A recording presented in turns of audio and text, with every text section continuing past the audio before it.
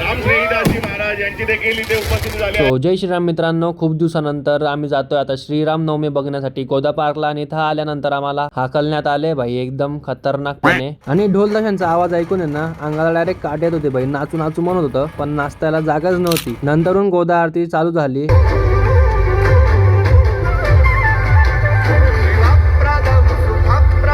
नंतरून असं फटाके फुटायला लागले ना भाई. श्रीरामांची आरती झाल्यानंतर एकदम खतरनाक सीन होता.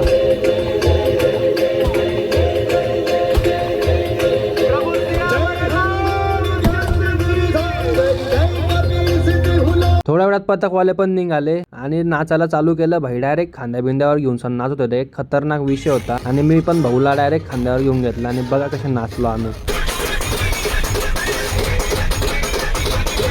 नाचून वगैरे झालं आणि लास्टला मस्त आम्ही श्रीरामांची आरती वगैरे केली.